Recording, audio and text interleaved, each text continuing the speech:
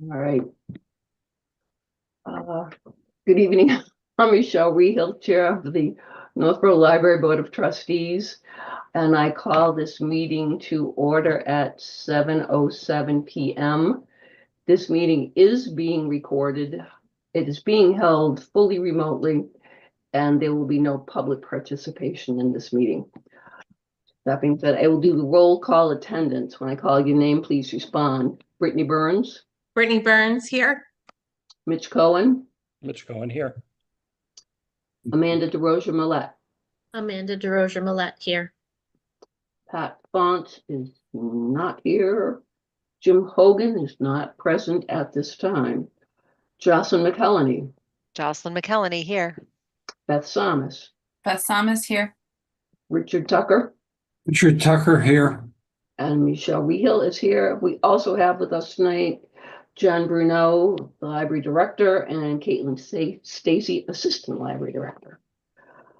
All right. With that formality out of the way, we can move on to approval of the minutes from June 10th meeting. Are there any questions or comments about the minutes from last month? Make a motion to approve the meeting minutes as presented. Mitch, you're moving. And Beth, you're seconding. Thank you. All right, roll call vote for all those in favor of accepting the minutes of the June 10th, 2025 meeting as presented. Brittany Burns. Brittany Burns, aye. Mitch Cohen. Mitch Cohen, aye. Amanda DeRosa Millette. Amanda DeRosa Millette, aye. Jocelyn McElhenney. Jocelyn McElhenney, aye. Beth Samus. Beth Samus, aye. Richard Tucker. Richard Tucker abstained. Thank you. And I also approve the minutes. The motion carries with one abstention. Thank you. And we have no FY25 appropriations report because it is the end of the fiscal year. And that will be wrapped up. So we will see that at our next meeting. So we can skip right over to the library director's report. Any questions? Sorry, go ahead, Mitch. Mitch, I yes. was just curious when the Blackstone Unlimited service will go online. I'll admit I tried it earlier today and it said, no, you're not one of the test accounts. So I guess it's not good yet. So right now we are in the process, so I had to open a ticket with CWMR so that they could do the SIP2 authentication and fill in like a bunch of details so that everything can be encrypted and authenticated the way that it needs to be. Once it goes back to them, I don't think it takes very long. So Caitlin, do you have a launch date? Not an official launch date as of yet, because I'm waiting for that authentication process to go through with CWMRs. As soon as that goes through, and then the test account that you ran into, so once they have that, and then the test accounts, they're expecting like around a 3-day turnaround. Great. Yeah, so it'll probably launch along with, we're expecting a website cutover fairly soon. It'll look similar, but in some ways different than our current website. So we're expecting to switch over to our new website sometime before the fall. And I would expect that Blackstone will probably launch along with that and along with the Gale databases. There's not too much of a switch with that, just that instead of going off to the MBLC website, those will be available on our website. We did have to make a couple of changes to basically what you will see when you log in. So right now, every vendor kind of has like a different authentication page. So it's the page where you type in your library card number and your PIN. Each vendor page looks a little bit different, even though the process is very much the same. There's a product that we ended up using that kind of makes that process, the page looks uniform, so it's our branding, and every page looks exactly the same. If you go to Southborough's library databases, that's exactly the same. And for exactly that reason, so that Southborough and Northborough will have the exact same experience, and that is because we share a school district. And we wanted one set of instructions for the teachers so that when they're showing kids how to use research databases, they're not like, okay, if you live in Northborough, you do this. If you live in Southborough, you have to do this. It's just one set of instructions for everybody. Plus, it's going to make everything much more uniform. So it's the same exact experience no matter what database you're getting into. So all of that is going to be around September 1st. There's a really long way of answering your question, but On a similar note, Jen, I just really wanted to commend you guys for working to save the Gale access, like both as a user of Gale and a teacher in the district who uses Gale all the time with students. That was a loss that my department was talking about a lot and was really upset about. And I think everyone is going to be thrilled. So thank you guys for doing that work. And for coordinating that. And I also wanted to mention too, last time we talked about the Libby access, and as an avid Libby user, I am noticing the increased access and enjoying it. And I heard from a couple of students also that they are having a really easy time getting the both ebooks and audiobooks. So I think those are really, really great things. You guys are really, I think, doing a good job of making the best out of a difficult situation. And we notice it. and if you haven't noticed on the monthly statistics, there's now 3 different categories for Overdrive. Overdrive Advantage is what titles we're purchasing, and that's always been there. And Overdrive CPC is that cost per circ that we just turned on when we got rid of Hoopla. So you can actually see what impact that is going to have. So far in just 2 months, it's been 628 circulations of just those titles that I've turned on. So it's been a pretty big impact in reducing those hold times and the wait that people were experiencing with like those months and months hold times. Not every title, unfortunately, has a cost per circ, but there are a few other license models that I had kind of stayed away from, which are basically like, instead of the length of time where you have one user, similar to like we have one copy of a book and you can check it out and then, but only one person can read it at a time. There are certain licenses where you're going to get 100 checkouts, but it could be 100 at a time, or it could be, just up to 100.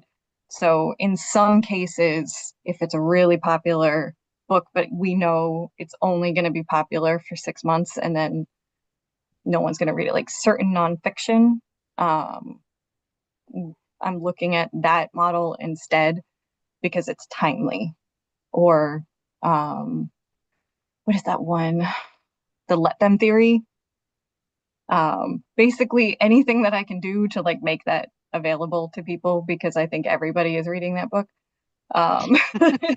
So books like that, it's just worth it to make it as available as possible, because I think by next year the demand for it will decrease. So things like that. Jen, I also want to pile on to Brittany's thank you for saving of the database, not just because collaboration like this is so important in keeping access to the communities, but there's an emotional aspect. There's a lot of things that are being cut and a lot of services that people are losing. And just maintaining access to something, I think, also drives a positive emotional response to the library, which is also very important these days. So thank you to you and the team for that. Yeah, it was really a no-brainer when we looked at, I looked at our stats and I was like, 42, probably not a big deal. And then I thought, they're not using it through the library. Let me ask the schools. And then, wow, Yeah. that's, and the nice thing with Gale has been so easy to work with. They're able to set it up so that Ryan Donovan from Southborough and I can each see our own statistics separately. So a Southborough card using Southborough's website he'll get those stats. I'll get Northborough's, so that when we get to the end of the year state reporting, we're not just sort of guessing 60-40. We'll actually know Wow. what the stats are. So that's really nice.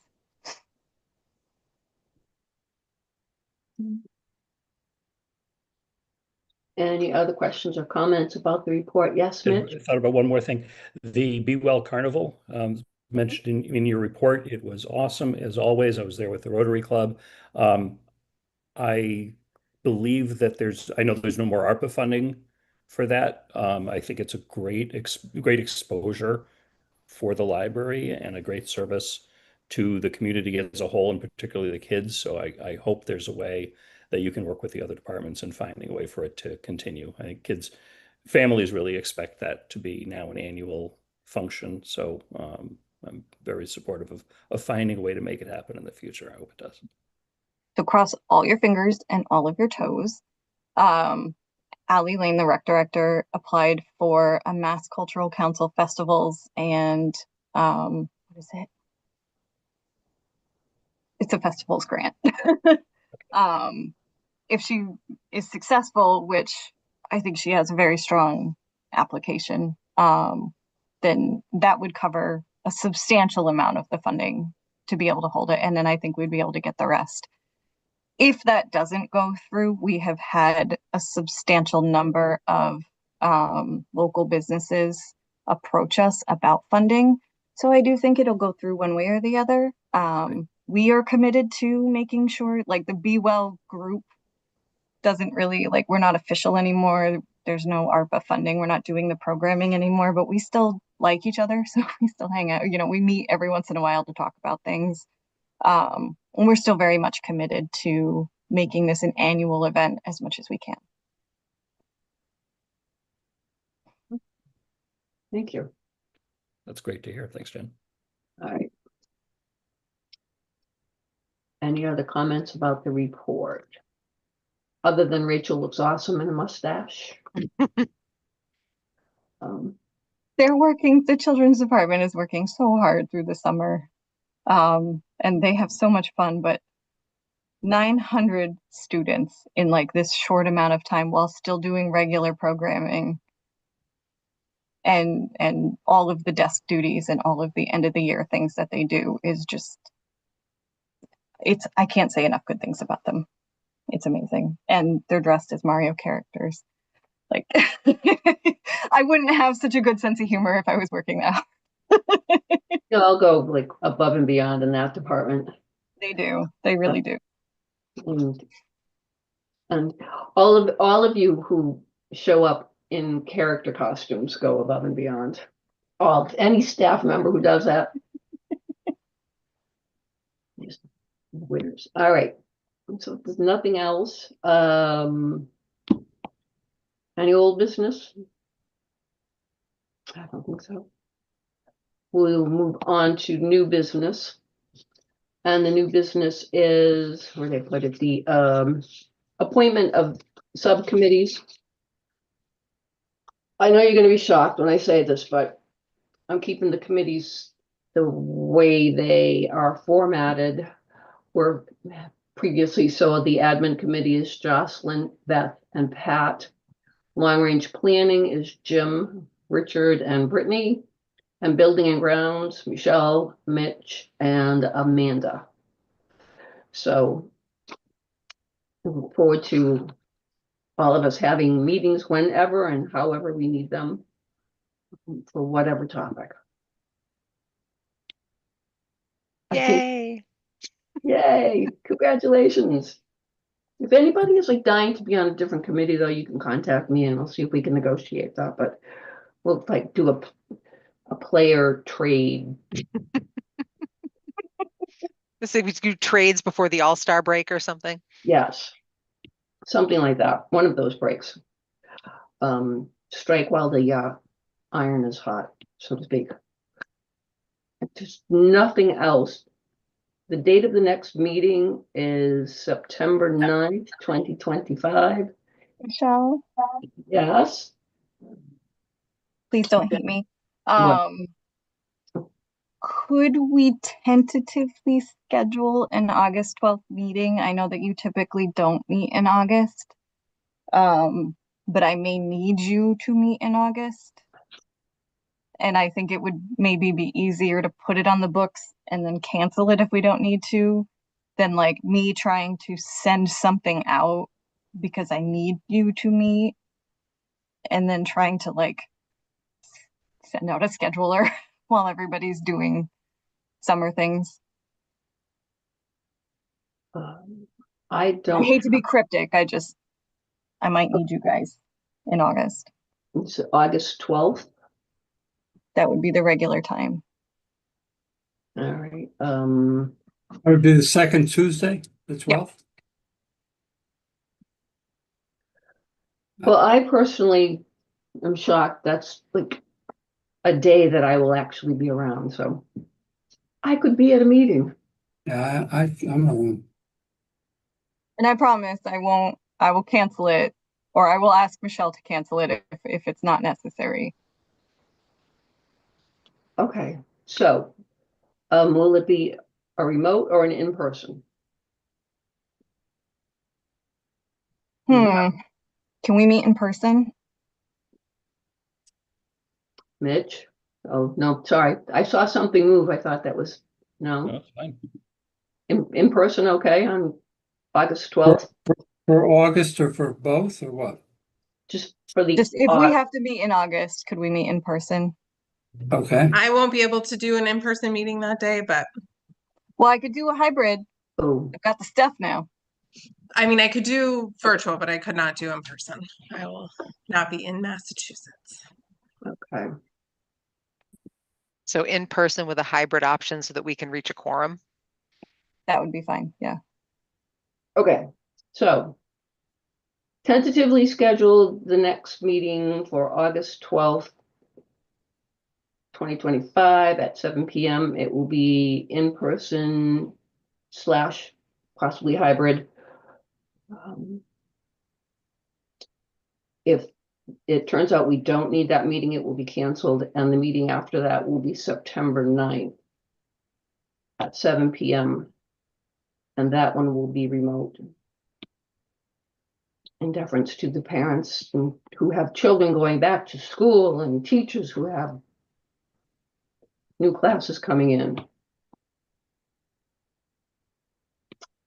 Okay, is there any other business?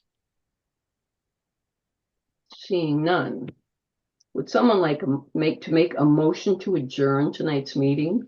I would be happy to make a motion to adjourn tonight's meeting. Why, thank you, I'll second Jocelyn. that. Mitch seconded that one. Thank Thanks, you. Mitch. So roll call. All those in favor of adjourning the meeting? Brittany Burns, Brittany Burns, aye. Mitch Cohen, Mitch Cohen, aye. Amanda DeRozier, Millette. Oh, I almost forgot your other name. Amanda DeRozier, Millette, aye. That's not here. Jocelyn McHeleny, Jocelyn McKellany, aye. Beth Samus, Beth Samus, I. Richard Tucker, Richard Tucker, aye. Michelle Wehill also says aye. So this meeting is adjourned at 7:25 p.m. Everybody enjoy July. Maybe see you in August. Hi, Kate. Good night. Bye. Okay, Bye-bye. thank you.